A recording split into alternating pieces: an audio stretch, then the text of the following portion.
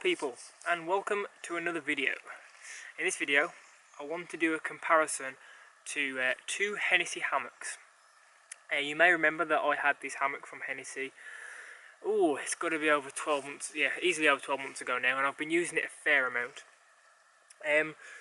But when I made my review of this particular hammock, I had a couple of people message me on my Facebook page saying, like, this is an expensive hammock, like, this is one of the top of the range ones from that particular company.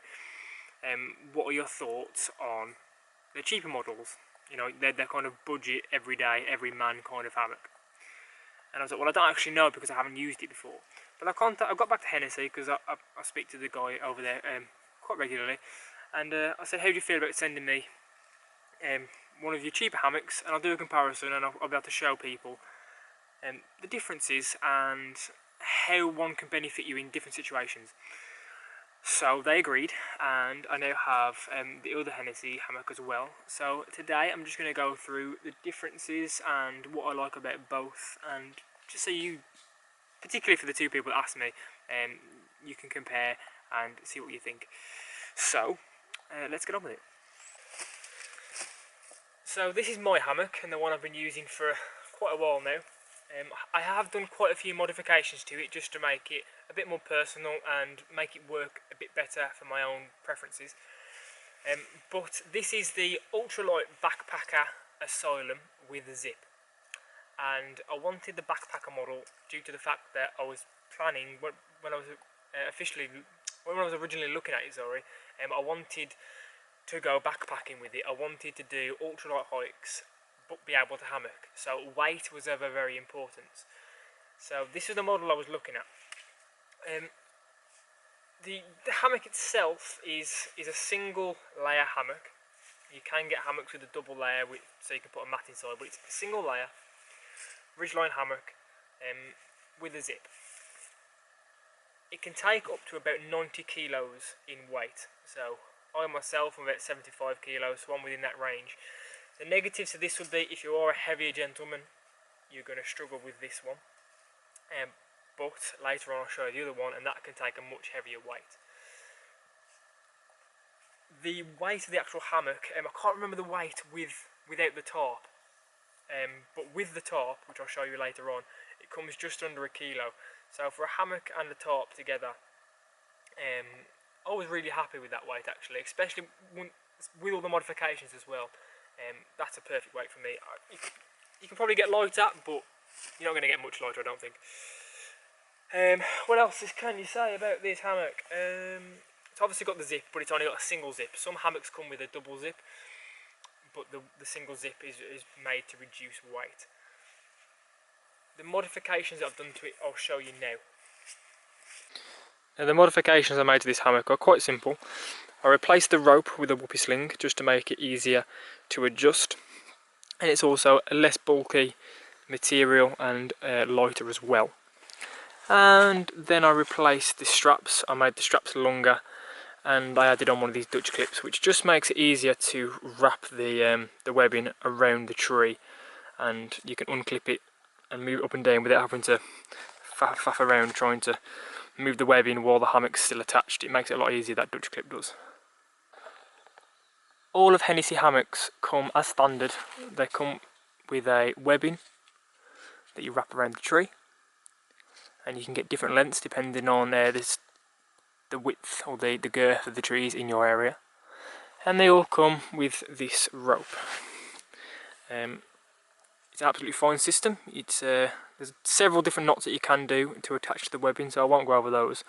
But it's an absolutely perfect system. It's actually quite lightweight itself. It's not as bulky as the webbing, you know, like DD come with webbing. This isn't half the bulk, so it's still a great system. But I just I modified mine slightly just to make it a little bit easier for myself.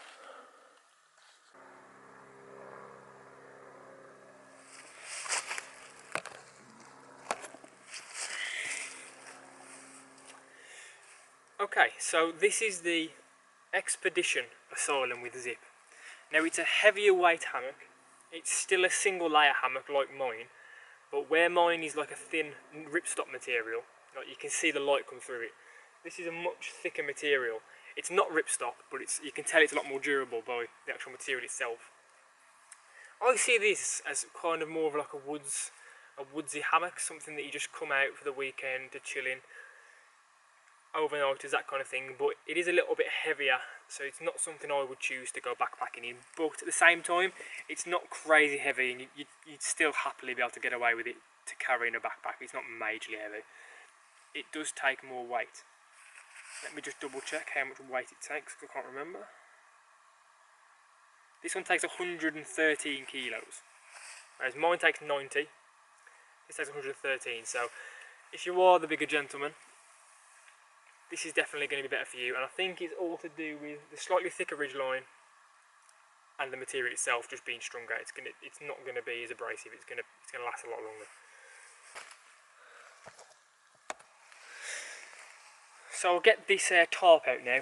Now this is the 30D Rainfly, which is again the smaller model, and it's just like a square tarp, but it's in a diamond configuration. So I'll get it out now and I'll show you. But I've got it stored in the snake skins. Now, Hennessy, as it comes, the idea is that you store your hammock in the snake skins. But I don't like that method, and I'll show you a little bit later on. I like to be able to keep my tarp above my hammock and not have it deployed if I don't need it. Then if the rain does start, I can quickly whip it out and just pull it down and peg it out. But enough of me chit-chatting, let's get this thing pegged out. I've just got some cheap pegs, nothing too special there.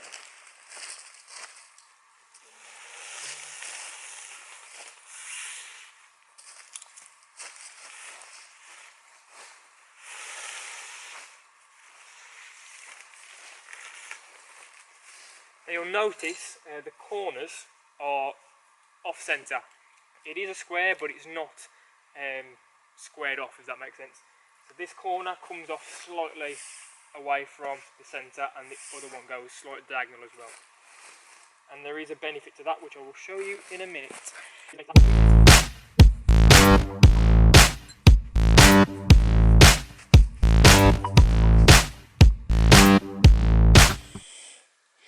So there you have the 30D Rainfly.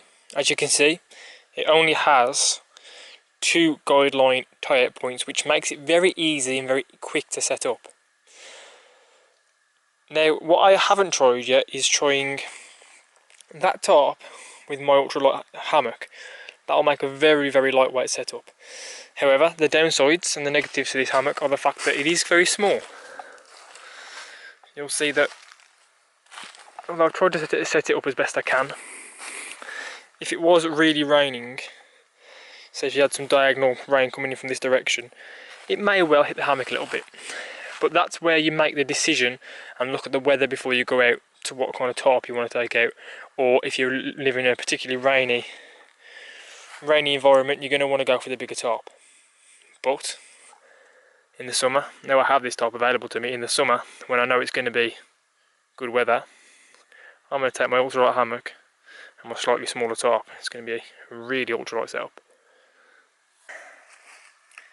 Okay, so the reason that the tarp is off centre and it doesn't go straight down the centre is because it's designed to incorporate with the hammock. Now the hammock has these 2 tie-up points, one this side, one the opposite side, on the diagonal lay.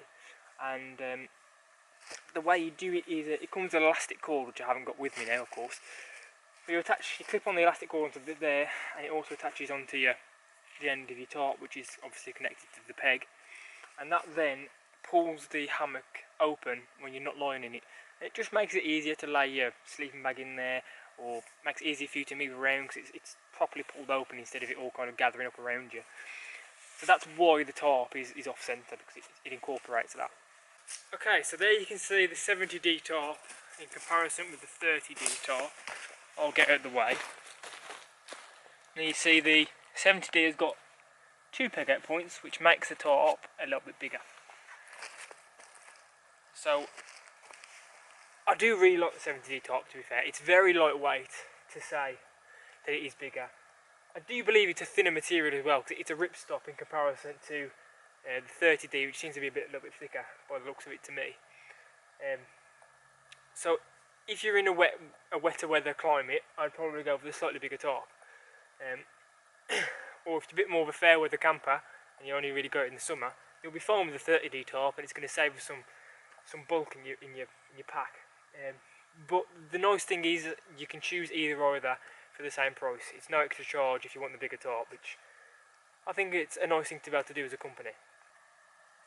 So the price difference on average obviously depends where you buy it from, but if you were to buy it from Hennessy directly, the Expedition model is going to put you back $180, and the Backpackers Asylum with a zip, they're both with zips, remember, that's going to set you back $250, sorry.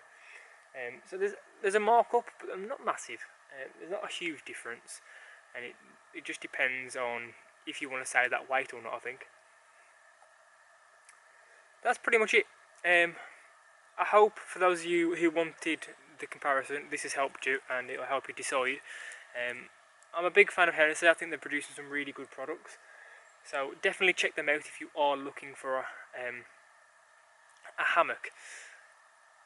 I think I'm going to do another comparison. I want to compare them to gathered end hammocks, because these are ridgeline hammocks. If you want to know the difference, I'll explain it in that video. But a ridgeline hammock is definitely the way to go if you want to get the maximum amount of comfort out of your hammocking experience. And all of Hennessy hammocks are ridgeline hammocks, so you're going to be making the right choice basically. So go and check them out. I hope this video has helped you. Any questions, be sure to let me know in the comments. I'll try and get back to you. And until next time, thanks for watching, and I'll see you again very, very soon.